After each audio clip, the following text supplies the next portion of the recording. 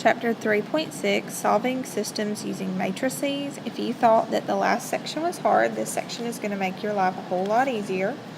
Your objective is to represent a system of linear equations with a matrix to solve a system of linear equations using matrices. The first thing we need to go over is how to identify different elements of a matrix.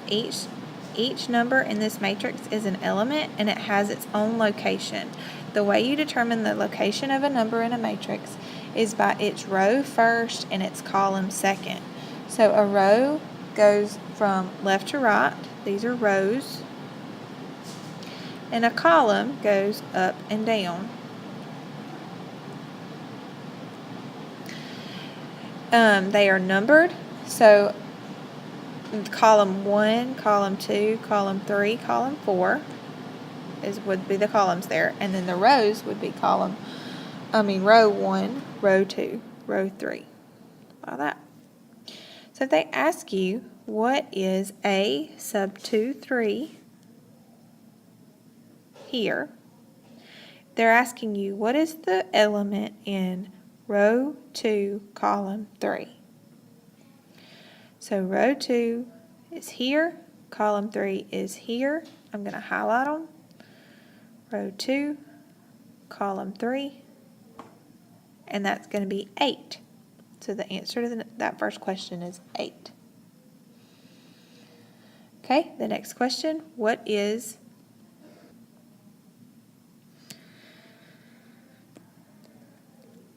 in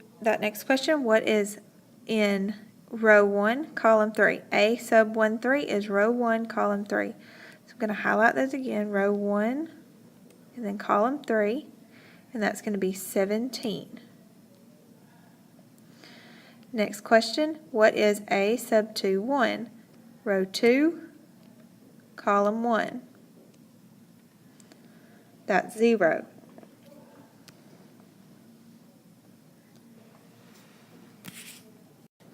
The next thing we want to learn is how to write our system of equations in a matrix.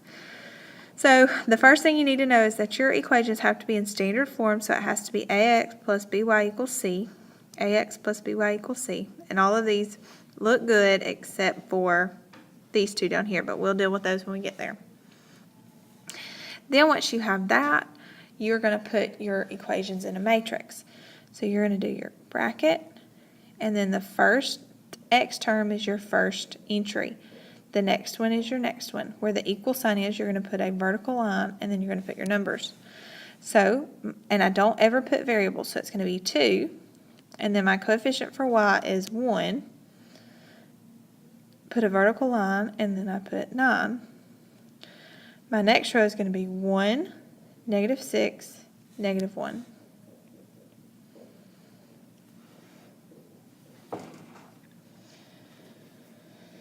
Okay, the next one, you have to put them in standard form first. So I'm going to actually just rewrite this whole thing to the left. The first one is fine. X minus 3y plus z equals 6.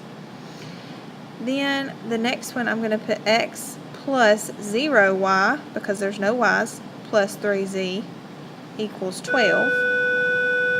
If you don't do that, you may forget to put a number in for y, and it's going to mess you up. Then I'm going to rewrite this bottom one with all the variables on the left, and that's 5x plus y equals 1.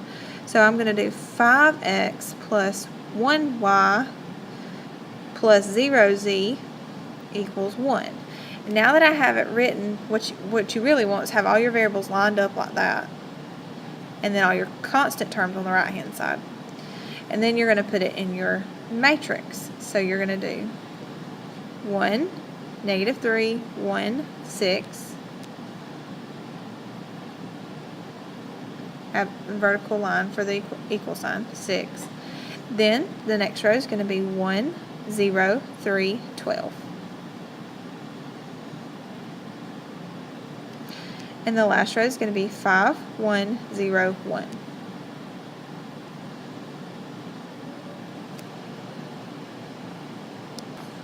This is a good spot to pause the video and do this one on your own. I'm not going to work out the whole thing, but I'll give you the answers in just a second. Here are your answers. You're going to put your coefficients for the variables on the left and then the constant terms on the right of the vertical line. And down here you had to rewrite these bottom two, but this is what you should have put in for your matrix. Okay, writing a system from a matrix. So we're going to go backwards. When you just have a matrix, you don't have any variables, so you can choose whatever variables you want, but the general ones to choose are x, y, and z. If there's only two numbers on the coefficient side, you're just going to do two variables. So it's going to be 5x plus 2y. When you get to the line, that's an equal sign. And then the numbers on the right of the equal sign are constant terms, which means you don't put a variable on them. And on the left, on the next row, that's going to be 0x plus y equals 9. And that's your system. This is a good time to pause it and try this one on your own. I'll give you the answer in just a second. Because the coefficient for that second column, first row, is 0, I'm going to get 2x equals 6. And then the next one, 5x minus 2y equals 1. Okay, let's talk about row operations. There's some stuff. To solve these systems of equations, you have to do some row operations. There are a few things that are legal to do with matrices, and I'm going to teach them to you right here. First one is where you switch any two rows. So if you can switch this row with this row.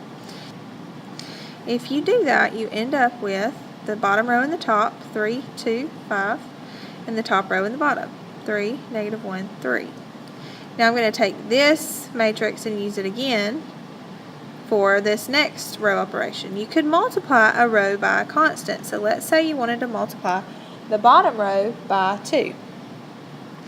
So that's going to become 325 up top because I'm not changing it.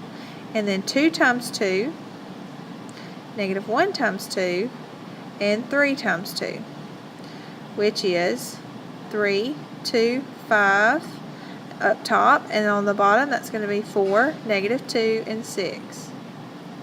And the last operation I'm going to show you is how to add one row to another. So if I've only got 2 rows here. So I'm going to add the bottom row to the top row just to show you. So instead of 3, that's going to be 3 plus 4 up top. And instead of 2, that's going to be 2 plus negative 2 on top. And instead of 5, that's going to be 5 plus 6 up top. The bottom row doesn't change because I didn't add anything to it. And that gives me 7, 0, 11, and then 4, negative 2, 6 in the bottom.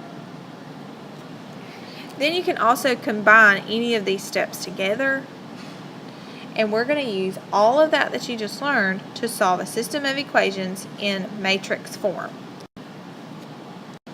Before we can solve a system of equations in matrix form, we have to put it in matrix form. So we're going to take this system and we're going to put it in a matrix. That's going to be 1, 4, vertical line, negative 1, and 2, 5, 4. What we want to do is have ones in the first row, first column, second row, second column, third row, third column, and so on. That will solve our system of equations. So we're going to use row operations over and over again to get what I just said.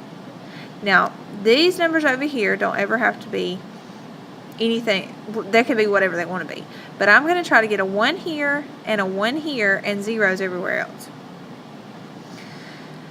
by doing row operations. It's a puzzle. It's almost like a Rubik's Cube, and you're trying to think of what you're going to do to the puzzle to get a 1 here and a 1 here. Now, there's already a 1 here, so I don't have to change this number, and I don't want to change this number.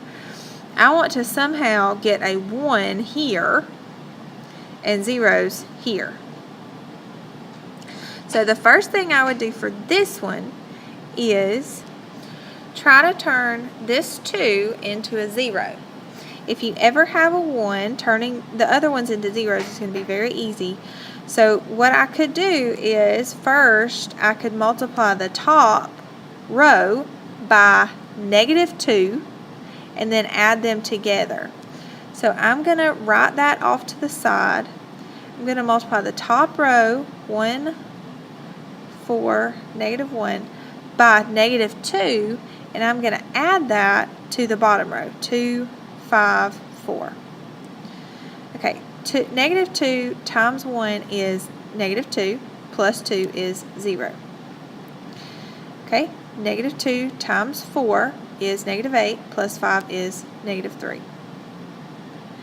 -2 times -1 is 2. 2 plus 4 is 6. Now you're going to replace that row, that second row with it, row 2. My new matrix is 1, 4, vertical line, -1, and then the second row is going to be 0, -3, 6. My first column is now exactly how I want it to be.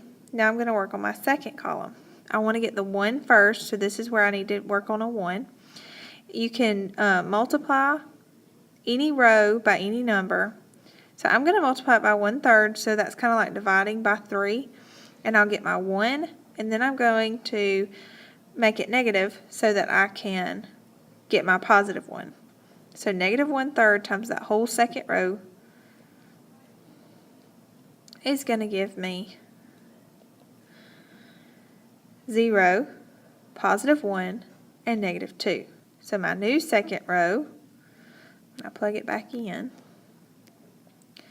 My new second row is, first row stayed the same, 1, 4, -1. My new second row is 0, 1, -2. Now I need to get this number to turn into a 0. Anytime you have the 1 below or above it, you just multiply this row by the opposite of this number and add them together. So we're going to multiply the bottom row, the second row, by -4, 0, 1, -2. Then we're going to add it to the first row, 1, 4, -1. So -4 times 0 is 0. 0 plus 1 is 1. -4 times 1 is -4, plus 4 is 0. And -4 times -2 is 8, plus, minus 1 is 7. My final matrix is 1, 0, vertical line 7, 0, 1, -2, which means my answer is 7 for x, -2.